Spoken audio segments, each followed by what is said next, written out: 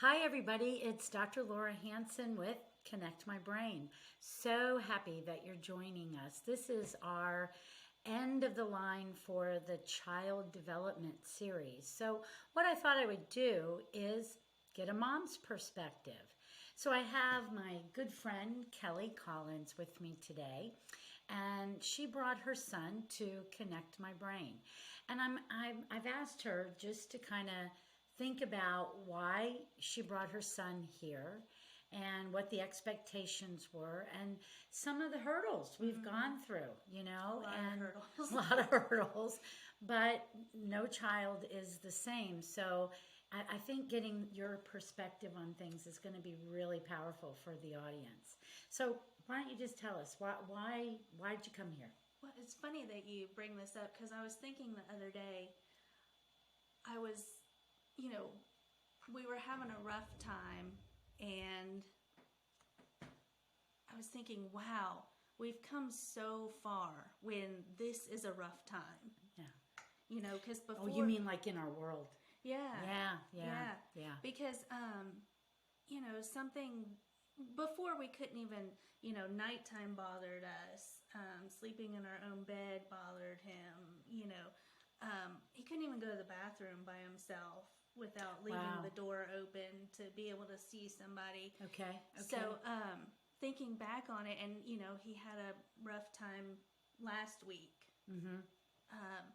And thinking it back, it's like we've come so far, whereas this one thing happens and I'm like, oh my gosh, this is a rough thing, whereas before every day was rough. Ah, that's a really good perspective. Okay. And you don't realize it till you're out of it that every day was rough.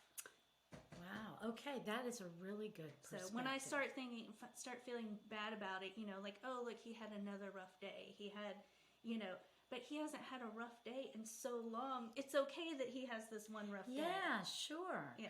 All right, well, let's kind of get into a little bit of the particulars. So what were the top 3 things when we first met that you really wanted some support with? Well, first of all, I didn't think anything would ever help him. Really? I was in your office crying, remember? Because we had done so much. We had done supplements and this and therapy, and nothing seemed to work. So I felt defeated. Okay. But the big thing was him feeling if he's alone, he's scared. Mm-hmm. If it's dark, he's scared. Just phobias of dark and being alone.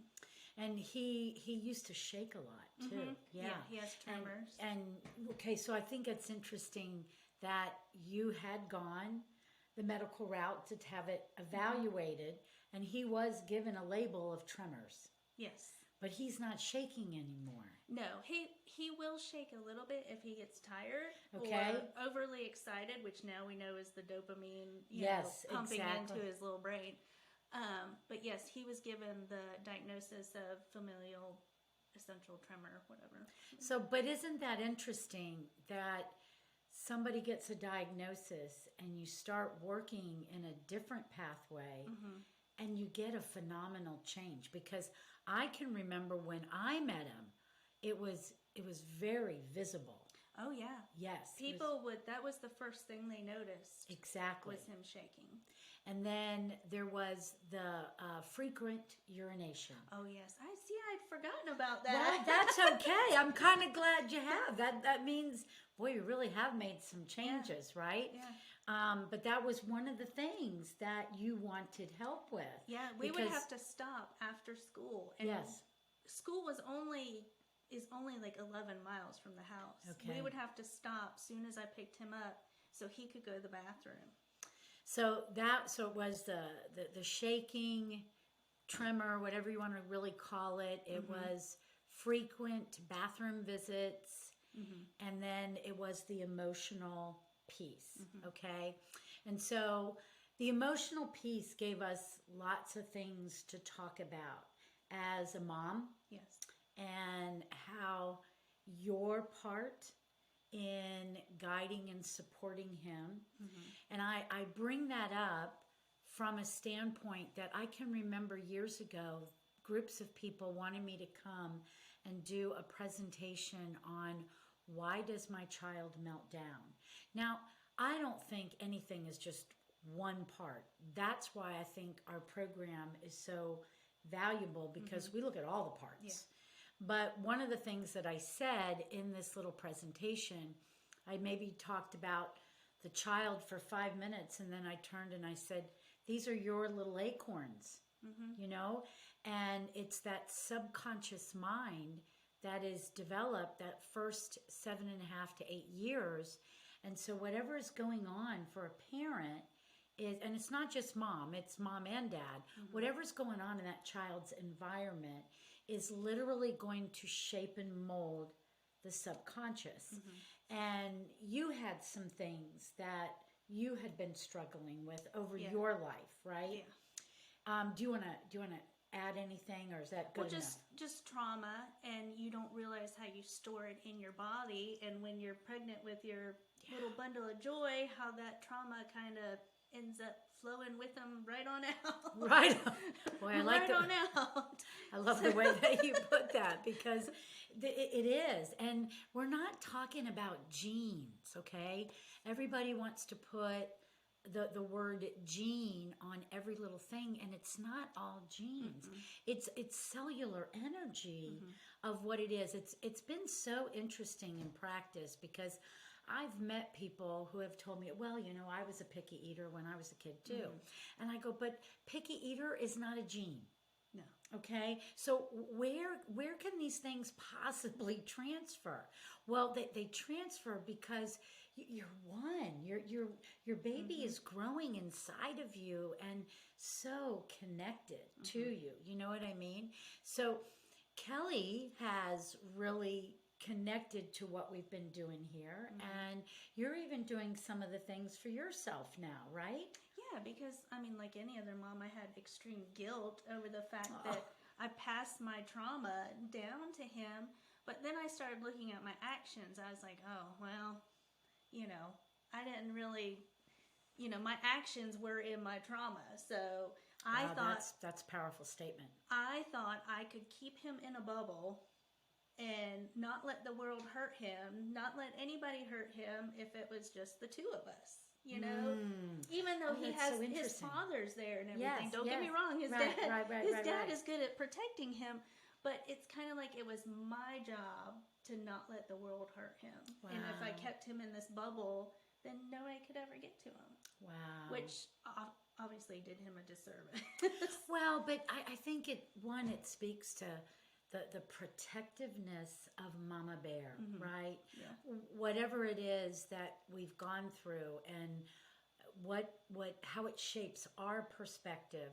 Yes, sometimes it's carried out, and if there is anything that I could really applaud you on, is you've really changed your approach into how you're managing things. So let's kind of shift to the piece for your little guy. He had an experience at a daycare when he was 4 years old, right? And you were not late. No. You were just one of the later moms. And it was dark outside. And then we have also spoken to the daycare facility who believes, so we're not like trying to make anything up, who believes that the person that was working there that day may not have been very kind, and may have had some comments that started to associate in this little mind that you weren't coming for him. And so when he started here, I hadn't really gotten all of the full magnitude of that experience yet, but I could see if he was the last one in my office, it was a full-blown panic attack. And it was you when a child is in that state, you can't reason with them. Calm down, it'll be okay. Yeah, there is none of that's able to happen. But it was these pieces and experiences that gave us so much to really dig. Well, where does this come from? And you shared the story with me, and then it got lighter, but it wasn't 100%. We still had a lot of bathroom stuff going on, and we had done the program for the big part of the program. The big chunk. Yeah, so the big part is the nutrition and all that kind of stuff, and we had gotten through the bulk of that, but we just weren't getting to the finish line. No. We were doing well and then stepping back. Yes. Doing well and stepping back. A couple steps forward, one step back. Right. And it was that kind of experience, and a warrior mom, I have to tell you, not every parent is as understanding when you tell them, sometimes we just have to dig a little more because obviously there's something that we're missing. So one of the things we decided was I wanted Kelly to take her son back over to the daycare so that he could see it from a 9-year-old rather than a 4-year-old mind. And what was it? Tell us about that experience. Well, he was a little nervous at first, and we walked in, and everything seemed fine. He saw all the little kids, on the floor watching their TV, and it kind of and then we saw the one that he loved there. I think her name was Angelica, and he's like, "Oh, I remember her." Like in his mind, he had just replaced it with all the bad memories. Yeah. So for him to see her, bring joy. Yeah, and she kept giving him hugs and said, "No, don't you remember we would sit here and watch TV?" And I would like to specify that nothing happened to him there. Yes, nothing did happen. But trauma is in the eye of the beholder. That's right. To him, being 4 years old, that was a big deal that it was dark and mommy wasn't there yet. Let me just put in, if any of those primitive reflexes are still firing, like Moro, that's what's setting up his perspective. Yes. Right? And Moro, one of the things that it activates is that fight or flight, which now we're going to add another layer, a person being in a chronic stress pattern. And that's the lens that they're looking at things. So even in a little 4-year-old. So no, and he will even comment, nobody hurt me, nobody did anything. So he has a very clear mindset about that. So what else happened that day? Oh, gosh. Didn't he want to go back and read sometime? Oh, yeah. He said, "Oh, Mommy, I'll go back and I'll read to the little kids." Yeah. So and I said, that would be great. Yeah, it's the beginning of a new memory, right? And I still think you ought to do it. Oh, definitely. Yeah, especially when that teacher is there, the one that he loves so much. Yes, absolutely. He had just replaced it in his mind with this horrible experience because, during the winter times, it gets dark at 6 o'clock. Right, so, right. He was like, "Oh gosh, this lady's ready to leave and my mom's not here yet." Well, and one of the neat days here when we were really focused on talking about this with him, I love when I have other boys around the same age. They do their workout together, and then they all at some point have something that they really need to talk about. And so that socialization and the other 2 boys who he's been working out with, they're checking in, and all of a sudden he wants to chime into the conversation, but his perspective was, well, I got left at daycare. And this is what he comes into the conversation just with. wait. Like, what? And we totally called it back, and we said, no, wait a minute. No, you didn't get left. Because in this little guy's mind, this thought is so ingrained in him. And that's what's meant by subconscious patterning.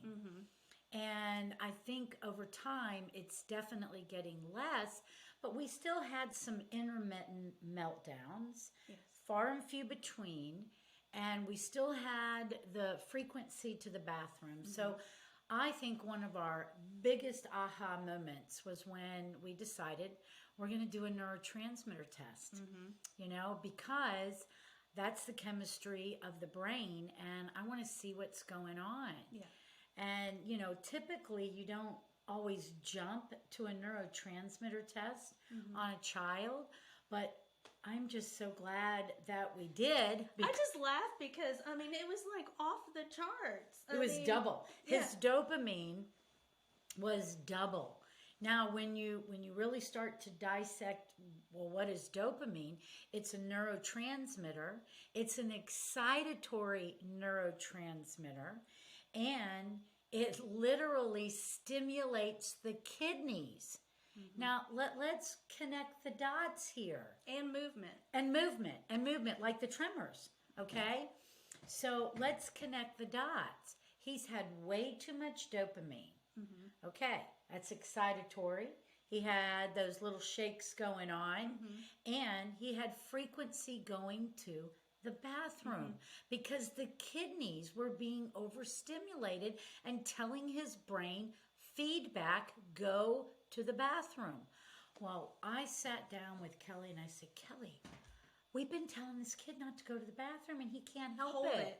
He can't. Not, hold it in a bad way. No. But just hold it because, there's no way you have to go pee every 5 minutes. Exactly. And so we were actually causing more stress to this child.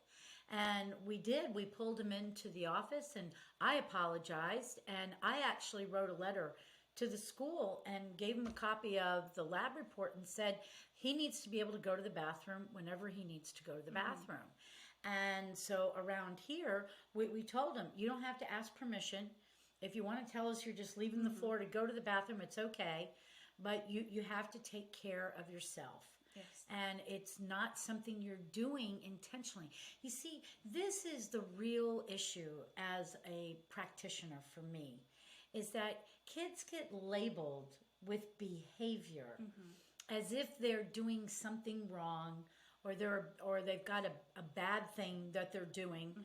And sometimes in a lot of these situations, it's not the child. It's something that's going on in their bodies. And if we just take a step back and look at it, we make a difference. So we put him on an adaptogen, and we know that we don't see shaking like we used to. We have had a couple of meltdowns. He still has a tendency to associate, but it's been very far and few between, right? Yeah, and sometimes we do great. So yes. Oh yeah, he had a sleepover. He went somewhere to sleep over, right? Yeah. And he was perfectly fine. So it's not all the time. It's just when it's that perfect situation, like evening, something's closing down, like a movie theater, or he thinks he's going to be trapped inside. Yeah. And I think you also raised a really good point about fatigue. Fatigue is one of the things for the nervous system that begins to change any ability to self-regulate. So that is definitely an issue. Yeah. But let's talk about, what have you been doing differently when these things are going on?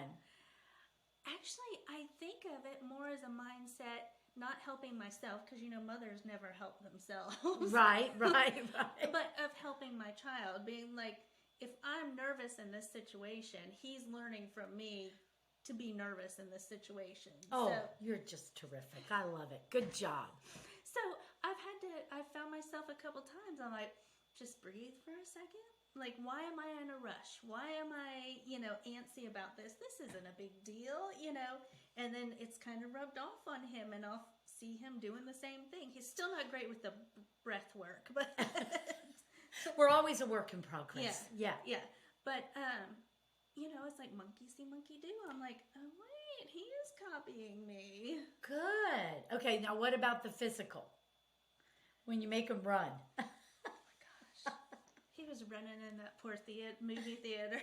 Well, set us up so that we know what happened and what did you do? We went to see a movie as a family, and he got nervous. Every time he sees the credits roll, and it's dusk outside, and he knows that he thinks everything's shutting down. He thinks at 7 o'clock, 8 o'clock, he thinks the whole world shuts down. Nobody is out and about past 9 o'clock. The world shuts down. So I could see him getting a little, antsy in his seat and just, so I told him to breathe. That didn't go well because he starts breathing like, and I'm like, no, that's not how we breathe. I said, well, Dr. Laura said the next thing to do is to have you move. I said, so you're going to run laps around this movie theater. Yep. And inside the movie theater. And that's what he did all the way in front of the screen and back around. And he'd come by and he'd say, I'm tired, Mom. And I said, are you still crying? And he's like, no, I'm good. And then he'd stop and be like, okay, can we leave? I said, nope, one more lap. If that's what you're going to focus on is leaving when you stop, then. And you've also done this in the parking lot at school. Mm-hmm. We used to have them all the time at pickup. Yes. Yeah. And how is that? Pickup's going great. Okay. But so it's not dusk, so. That's right. That's right. You've absolutely made that connection. Yeah. So let me explain the movement, and listening to all the previous podcasts, it is definitely not to be cruel to children. But what happens when we move, when we exercise, is there's an area of the brain called the hippocampus, and there's all these receptors up there, and it has a very high affinity for the stress chemicals. So when the stress chemicals are firing, this place for novelty, something new, or a new memory, or a new learning is blocked because of that stress chemicals. So if we get out there and we move, and I mean aerobically, meaning we're going to get that heart rate up. That's what these kids do when they come in here as well.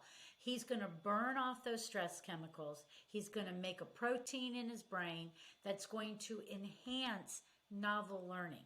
Because when anybody is in that kind of a panic state, they are not going to be able to sit there and have a conversation with you and reason things through.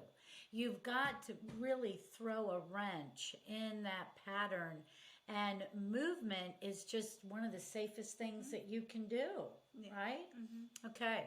So that gives us the background of why you came and what we have been working on and some of our detective work. Mm-hmm. Now, I know that you guys come and we all have a great connection, but I really want you to be genuine and critique Connect My Brain, and let other people know, what did you think about the experience so far, and would you recommend us? Oh, I definitely recommend you, because he's come so far. It's a great experience, but I don't want people to come in thinking, oh, my child is just going to get healed. Thank you. Right. We just need to work on him. I don't need to work on myself, because that's where you set yourself up for failure, because, you need help. Some of them do. That is. I think we all have room to grow. We all absolutely. Have room. But it's also not for the faint of heart. There are going to be some hard times, some hard conversations, but I don't think you can grow unless you have those hard conversations. I really appreciate that you do bring that up, and I'll tell you, it isn't for the faint of heart. Mm-mm. This is a tough program, and the reason it's tough is because, one, I think our kids have just been through so much. Mm-hmm. And even before this last 2-year season that we've been in and all the things that have gone on, we were already in a very rough place with children. Mm-hmm. It was 1 in 5 kids that were having trouble learning and paying attention. Mm-hmm. And there had been such a rise in little people getting kicked out of school. Yeah. I can't even begin to tell you how many of those little beings are here. Mm-hmm. And why, we gotta put this in motion as fast as possible. Mm-hmm. We've got to work the entire system. If you think about our healthcare situation today, how long does it take you to get an appointment to go see someone? Oh gosh. Thankfully, since we've been coming here, we haven't had a whole lot of illness sick appointments. So great. But yeah, if it's a wellness appointment, you can get in really quick. But if it's a sick appointment, then you'll have to wait a couple weeks. Okay, and I've even heard people like they've reached out to me going they can't see us for 4 weeks, 6 weeks, even 2 months. I even have a mom who the other day, excuse me, we needed to get some confirmation about what was going on with her daughter's eye. And she walked into the pediatrician's office and they literally said, we don't do walk-ins. And if that's really what's going on in our healthcare situation, we want people to understand how the body truly works. And that's why we have combined the movement piece, the brain piece, and the chemistry piece.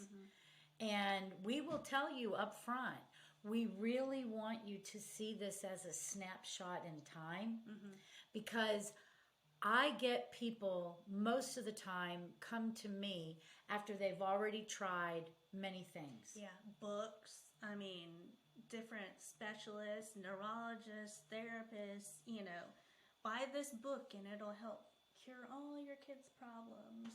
No, it doesn't work that way. Okay, but that's good feedback to let other people. I'm sure there's other people that have done exactly the same thing. Yeah, until you finally feel like you're just giving up and you're like, okay, Dr. Lord, this is my last resort. And that I feel like I am the doctor of last resort. I really do. I would like to get more involved in the real early, because the earlier the better. But honestly, that has been the number one patient that has come to me, is the one that has tried so many other things. And so my heart over time, I've really picked this up. And what I really realize is that children are losing their childhood. Family life has become nothing but driving to one appointment after another. And a family is not really getting to enjoy just being a family, So that's why this program is so intense, because I believe that there should be a start and a finish. Now, by all means, you can continue to come here for chiropractic care. And often people are going to ask me about, is this something that lasts? Do you have to come back for boosters? And that's the beauty of neurofeedback. It's permanent, Now, I have had one kid over the last 4 years come back because there was a very hard emotional experience with the passing of a grandmother. And he was he was very close to her. We did our maps and did that. 2 months, 2-month refresher course. And he's like now saying to his mom, like a typical preteen, do I have to keep going?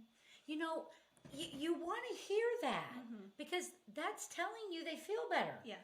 And it's not offensive to me. That means that kid is going in the direction you want him to go in. So typically, no, you don't have to do boosters. And I would like to specify, I do love therapists. I love therapists. But a kid that's 9 years old that hasn't really had a whole lot of trauma, you can talk to him all you want, but until he starts putting actions into work, in a play, just talking to him is like talking to that wall. I use the phrase a lot of times. It's like Charlie Brown's teacher. Wah, wah, right? They, and I tell parents, they have to know what's going on. I can't work on the periphery. And they have to be an active participant. And it is for the whole family. This is an open door policy. This is meant to get you involved so that we can teach you. Have you learned some things since you've been here? Oh, yeah. I learned that we were in a habit, and habits are easy. Yeah. But then when you switch everything up and you start to grow and get out of that rough part of, I feel uncomfortable, I feel like this is wrong, because it's not what I'm used to doing, that once you get past that, you're like, oh, wait, I can do this. Well, and then you've got some good feelings. I think probably the food was probably a big transition. Well, we still see when he has too much sugar, even if it's, fruit or something that has hidden sugar, his dopamine just climbs. And that does not work out well for him. Well, but see, that is awesome that you now see it, because that is really me passing the torch, and I'm not just the person saying, if you give him sugar, this is what's going to happen. Once you start to see it and you see the connection, well, that's not something you can unlearn. Oh, no, because you're like, wait a minute, did we just step back in time? What just happened? and you're like, okay, no sugar ever again. You hate to be that mom, but when they have a bad experience, that's your way now of protecting them, is by saying, hey, listen, if you have extra sugar or extra, you're not going to feel well. And he can learn himself. Yes. The more that we can put it back into him, how do you feel right now? You're absolutely right. You're starting then to encode him. And ultimately, that's really what we want, is we want the child to also learn. I've had kids, or I have to say now young adults, who have actually called me up years later just to say, thanks for helping me. I am still practicing some of those things that you taught me. And that to me is like the greatest reward of a lifetime, is to know that information has been passed and it has changed somebody's life. Well, and I'd like to say too that when you think your kid is being hyperactive, or oh, he has ADHD, oh, he has this, which I'm not saying any kids, I'm sure kids have that, but in Hyder's situation, I think it was just the excess sugar and the excess, causing his little brain to fire all sorts. Well, and you would not be surprised. It is for a lot of them. Unfortunately, the food is a really hard part. Oh, it is. It is. It's really, really hard to make all that stuff work together, but the results speak for themselves, right? Yeah. We couldn't have done it without the food part. Well, you can't. I tell people too, I am really good at neurofeedback. I'm really good at movement. But if you don't get that right fuel, I don't care how good that stuff is. Yeah. The fuel is so important for all of us. Well, what could be a take-home message? Speak from your heart out here to a mom who's trying to decide, could this help my child? Oh, definitely. Well, give them some words of encouragement. You have to do it. You can't let this little being keep reliving your trauma, your history, and you're just helping your whole family, because you know now how to respond when the child does something or says something, and he mimics you, or the child mimics you. So, I mean, you have to, and you can think of it as a last resort if you want to, and, be like, this is my last chance, but I'm telling you, it's going to work. Well, I really appreciate you coming on and being transparent and talking to our audience, because, it's one thing for me to sit here and talk about it, but when you have somebody else that's actually gone through it and will speak candidly and give you some feedback. So, we are here to help your family. If you are struggling with your child, now you don't have to let us be the last resort. If you got a little one, and I mean even babies, school age, even adults have benefited from Connect My Brain. You are absolutely invited to call, and I would be happy to get on that phone and have a conversation with you. I really think that's one of my gifts and skills, is to hear the story and then to kind of connect the dots. And I would like to say that I filled out an online survey, and I was like, nobody's going to call me. Nobody's going to call me back. And then I get this call, and I was like, oh my goodness. And she's like, hi, this is Dr. Laura Hanson from Connect My Brain. I was like, somebody actually called me?